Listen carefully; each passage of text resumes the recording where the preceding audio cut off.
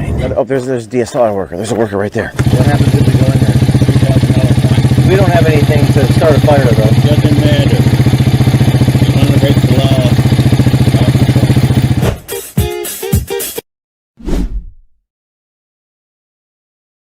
Well, thank you for James O'Keefe for that little intro.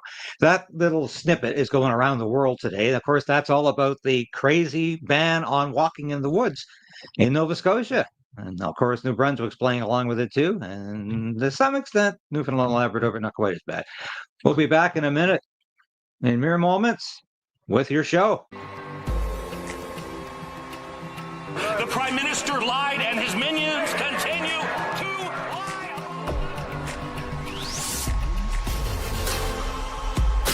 We need political change. But we also need to resolve to resist.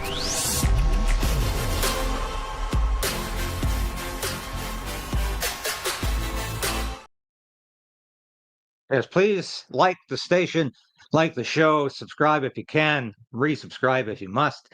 Really appreciate your support.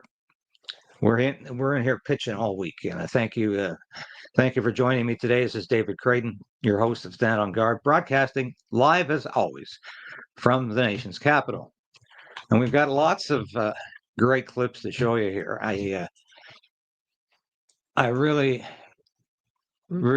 wonder what's going on with Mark Carney in Germany. We'll be getting into that in a second, but flanked by central banking stooge and victor in Canada's recent election, Mark Carney, Zelensky, flaunts his power by effectively admitting that the recent attacks against Hungary's energy lifeline, the Druzhba friendship oil pipeline, are leveraging he's using against Russia. Now, I thought if a non-NATO country attacked a NATO country, all of NATO was at war. What's going on here? Clearly, we've got a huge disconnect going on here. And so this is the problem. And I've been saying this from day one. This is the problem with Ambiguous. And here's Zelensky trying to worm his way out. Існування дружби залежить від позиції Угорщини.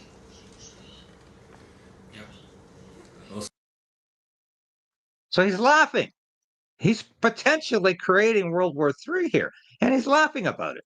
Zelensky's irresponsible. He's only thinking about the way out for Zelensky because he's not going to be president of Ukraine much longer. So why are we continuing to give billions of dollars to Ukraine? This is absolute insanity. But a lot of you were noticing that Poilievre was doing a presser this morning. I think PEI. And he has announced that Mark Carney has reinstituted the carbon tax. It's carbon tax 2.0. This is huge news. And Poilievre is right on his mark this morning as he's calling out Carney for surreptitiously and almost clandestinely reintroducing the carbon tax under a different name. And here's a little bit of that news conference. Carney said he would be different. Instead, he has been worse. He said he would be judged by grocery prices. Since he took office, grocery prices have been among the worst offenders for inflation, rising by far faster than the 2% target. More and more people are forced to line up at food banks, cut back on their diets, and sacrifice their families' nutrition as liberal prices continue to rise. Mark Carney said he would spend less, yet his first spending bill increased the cost of government by an astonishing 8%.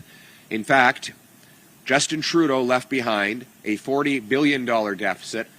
Mark Carney, who can't even figure out how to introduce a budget, is now on track to double Trudeau's deficit. In other words, and this is almost hard to say out loud because it sounds so unbelievable, but Mark Carney is even more expensive than Justin Trudeau was. What we see at the same time is purchasing power going down. $60 billion of investment, a record sum according to the Financial Times, has fled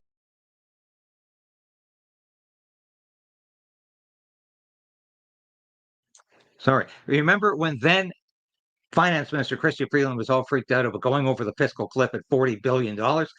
Carney's doubled it. It's incredible. Prime Minister Carney took office. That is a net exodus of investment. That means our money will be creating jobs for American and other foreign workers rather than for our workers here in Canada because of the high taxes and bad economic management of Mark Carney. Meanwhile, as our young people have a quarter-century high in their unemployment, Mark Carney this year is expected to bring in a record number of temporary foreign workers to take the jobs of Canadian youth, driving down our kids' wages and their ability to earn a living. So while he drives up the cost of housing, preventing them from owning homes, he drives down their wages by allowing greedy multinational corporations to bring in low-wage foreign workers that take away Canadian jobs, including in high unemployment regions of this country. Crime and chaos rage on our streets as every single catch-and-release liberal law remains in place, and Mark Carney has done nothing to stop it. And Mark Carney globetrots around the world, signing fake declarations that mean nothing and secure nothing for Canada, all while the United States and China are trampling all over Canada with tariffs. His weakness abroad is costing us at home. Now, I did take some satisfaction in winning the debate on the carbon tax. Of course, I led the great Conservative team in an Axe the Tax campaign that everyone dismissed but then had to reverse themselves. And Mark Carney, the father of the carbon tax, who of course was the one who advised Trudeau to bring it in, was forced on the eve of the election to reverse himself and promise to do as I said and axe the carbon tax. But I warned Canadians then he would bring it back when he no longer needed your vote but still needed your money. And sure enough, here we are today. Mark Carney is bringing back the carbon tax. Carbon Tax 2.0. He calls it the Clean Fuel Standard, Clean Fuel Regulations. According to the Parliamentary Budget Officer, it will add 17 cents. Clean fuel regulation. Don't call it the carbon tax, but get this. It's going to amount to the same amount of tax on your gas. A liter to your gas. What did the last carbon tax add to your gas? 17 cents a liter. The new tax is starting to look a lot like the old tax. And Mark Carney thinks no one will notice. Well, Conservatives have noticed, and that is why we are announcing today that we are making it a priority to boost take-home pay and reverse the Liberal cost of living crisis by opposing Mark Carney's Carbon Tax 2.0. We want to axe all carbon taxes for good, for real, for everyone, forever. We want to increase your purchasing power because we know it's not just gas and diesel. Everything that comes in a truck will be more expensive when you tax fuel. And if you got it, a truck brought it. So we need to get rid of the carbon taxes altogether, make our lives affordable again. Restore the deal that Canada had with its young people and with its seniors, that if you've worked hard, you get a great life. You can buy a nice house. You get good food. You get to live in a safe neighborhood. That's what we're fighting for. And this fall, our priorities are very clear. Stronger take-home pay to reverse the Liberal cost of living crisis. Safer streets to reverse the Liberal crime crisis. Secure borders to reverse the Liberal immigration crisis. And a self-reliant Canada. Self-reliant Canada. I like that kind of talk. It's more than just talking points. I think he's resonating with voters again. And this is very important. And he's also on top of another issue. If you missed this earlier in the week, a lot of people are just noticing this. It needs to be clear that if someone comes into your house uninvited to steal your property or harm your family, you need to be able to do whatever is necessary to stop them. And my message to the criminal thugs who are invading the homes of Canadians in unprecedented numbers because of Liberal laws is that you should be in serious danger if you go into someone's house illegally and try to harm them. If you don't want to be harmed, then don't invade someone's house and don't threaten their security. The law needs to be very clear that people have the right to defend their homes and their families against lawbreakers. Right on. Needs to say that again. Needs to keep saying it. This is castle law. This is what Canada needs. You defend your home, it's your castle. And don't use words like reasonable force, because smart ass lawyers and judges will try to use that against you. But Mark Carney keeps coming up short, literally in some cases. But what is he talking about? Security guarantees for Ukraine. What does it mean? Is he talking about a peacekeeping force, or is he talking about invading Russia? Is he talking about a war with Russia? This is the kind of nebulous, ambiguous, vague language that created the First World War in 1914, because alliance systems are automatically triggered and we walk into a war. Sometimes we sleepwalk into a war. So what is Carney talking about here? We have to listen to this clip again, because people are noticing, is Carney talking about a war with Russia here? Because he doesn't say peacekeeping force. He doesn't say we're going to keep the peace in Ukraine. He is, I think, intentionally vague about his intentions. So what does he really want to do here? This is why it was dangerous when Justin Trudeau guaranteed Ukraine's sovereignty. That means inevitably a war with Russia. So what is Carney talking about? Now, and the funds are flowing. So it's this is immediate. We know the immediate needs, and we, as a partner of Ukraine, are working directly, for example, in joint production, which you just referenced, but then more broadly buying in drones from other sources, and also following the Danish model, the pre-financing model, for production here in Ukraine.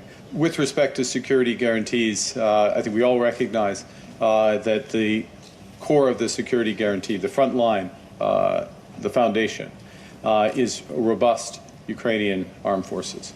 And it's crucial in those regards that the military equipment today and tomorrow is here, the industrial capacity is here. It's crucial that the training capacity is there as well.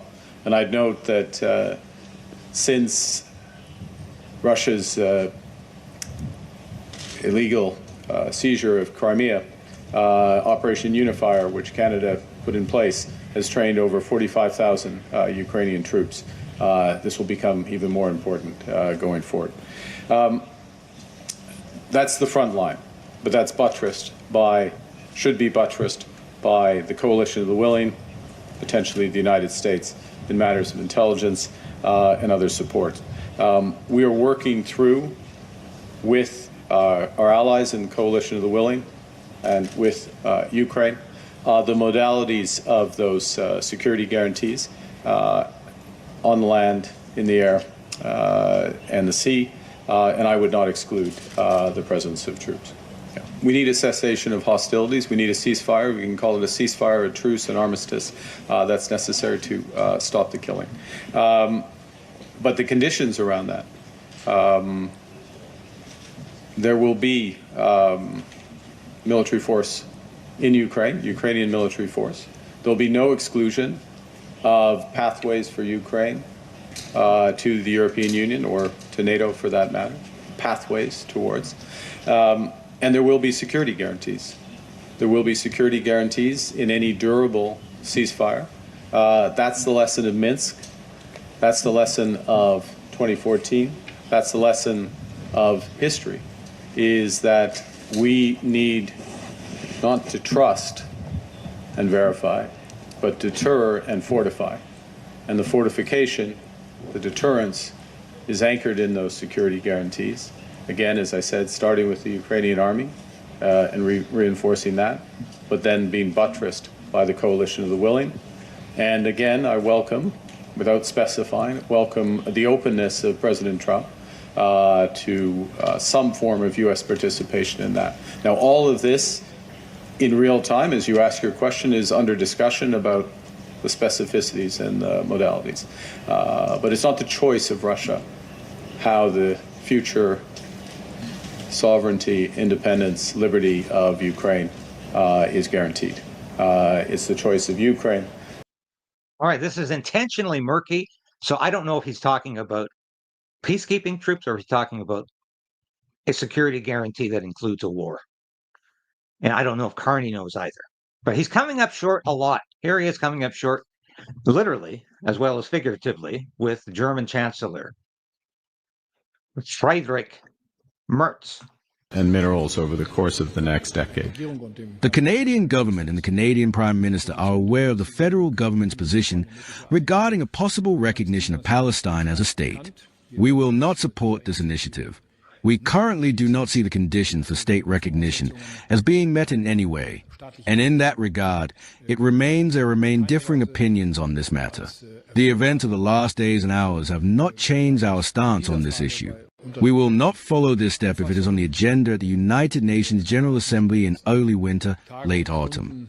But once again, the differing opinions on this matter are known to both sides. Yeah, so what's Carney gets publicly called out for recognizing Palestine. Now, whether or not you agree or disagree with that, I think the Chancellor took Carney by surprise there. Now, I've saved this one here because this is an incredible take from James O'Keefe. He came to Canada because I'm sure he couldn't believe that provincial governments are actually banning people from walking in the woods. He said, no, can't be true. But he proved it was. Gee, and this is walking into the Canada woods on purpose for a $25,000 fine. There it is right there. Stay out of the woods. $25,000 fine. Oh, there's a DSLR worker. There's a worker right there. What happens if we go in there? $3,000 fine. We don't have anything to start a fire, though. Doesn't matter. You want to break the law.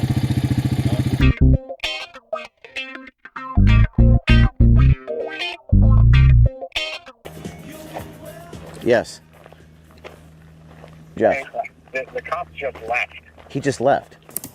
The cop just left? Yeah.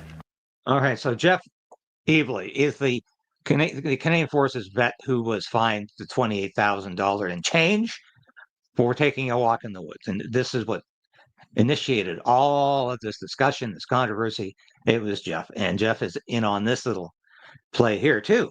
They left. This is how much they care about our woods, James. This is how. So they've abandoned mission? Yeah.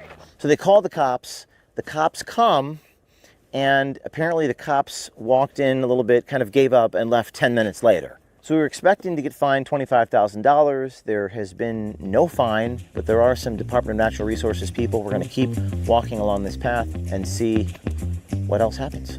What is the difference between these woods and the woods back there?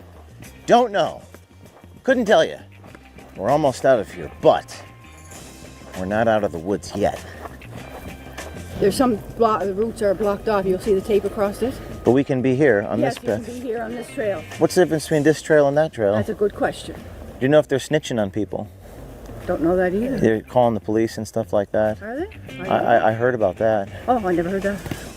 Again, this is just as dense as the other. Oh, there's a DSLR worker. There's a worker right there. There's a worker right there. Hey there. Do you know where the bands are for hiking? We're not allowed to go in there. What happens if we go in there? $3,000 fine. $25,000? That's a lot of money. What's the reason? Fires? We don't have anything to start a fire, though. Doesn't matter. You want to break the law, Talk to Trump about breaking the law? He's a lawbreaker, right?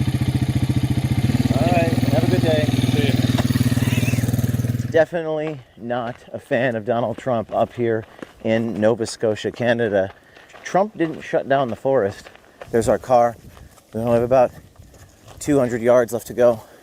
Let's get the fuck out of here.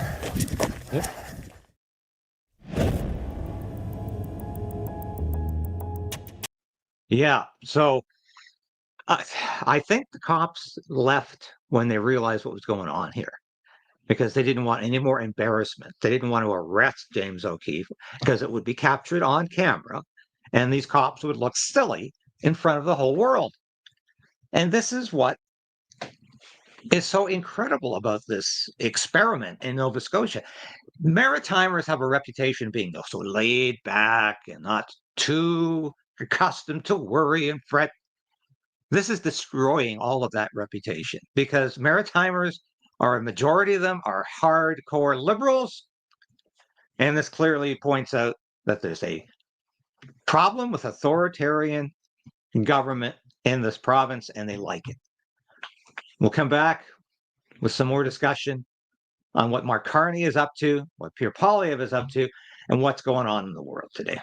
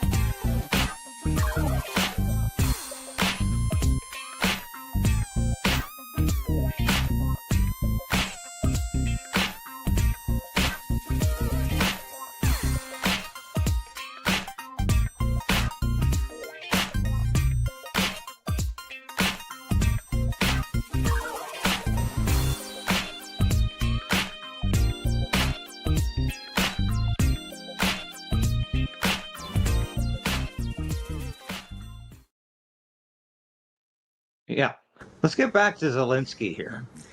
Ми завжди підтримували дружбу між Україною і Угорщиною. А тепер існування дружби залежить від позиції Угорщини.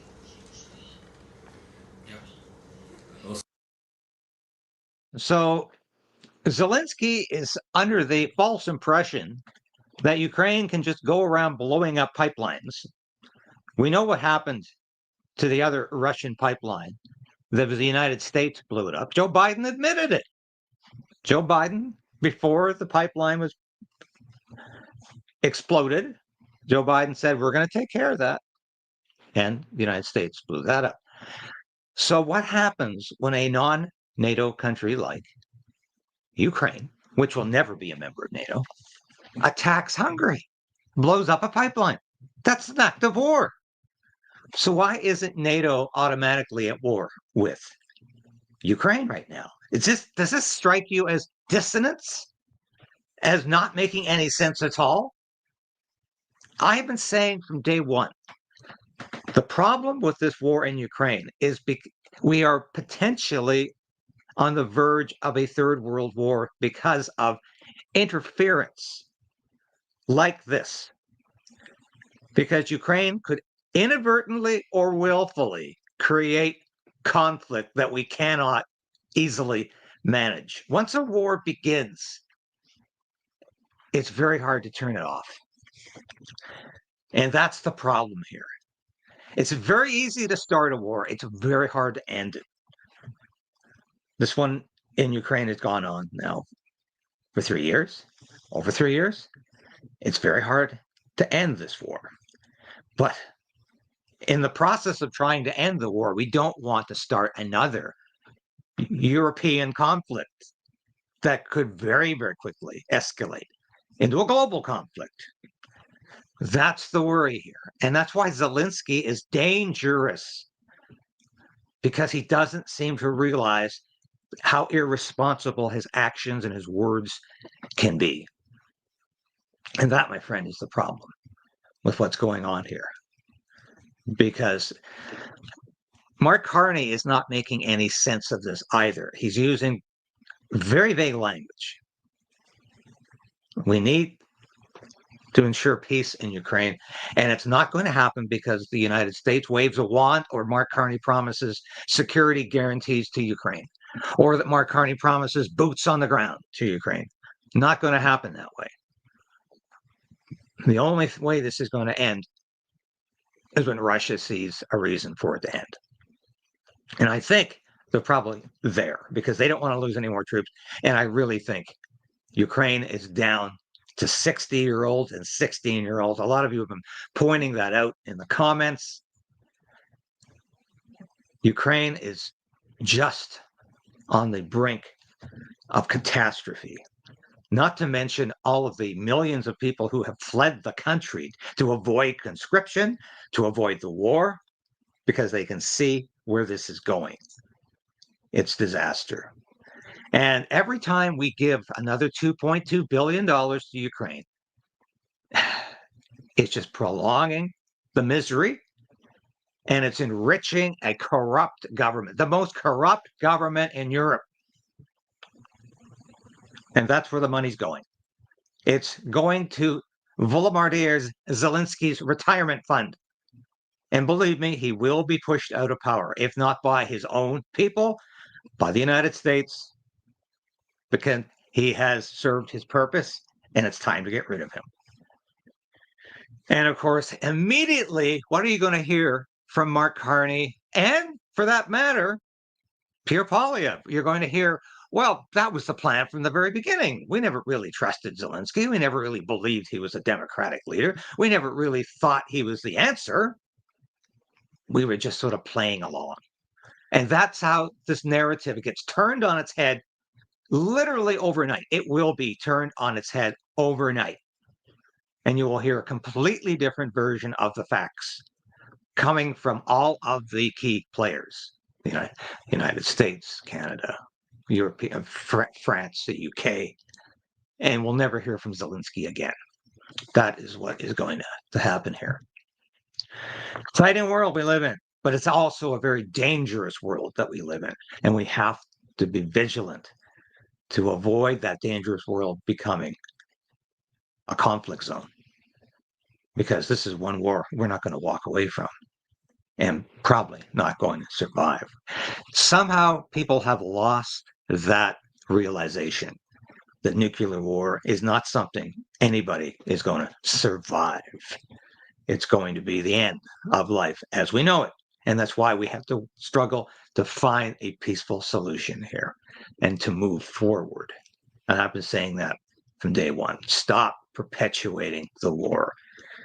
And that's something all of our political leaders in this country need to understand. That's what's at stake here. So thank you very much for watching today. It's been a pleasure. And watch me tonight on the Conservative Corner. We'll be back talking about the issues that mean so much to you. Thanks for watching today. And I'll be back again tomorrow, same time, same place. This has been David Krayden broadcasting to you live from Ottawa. Bye for now.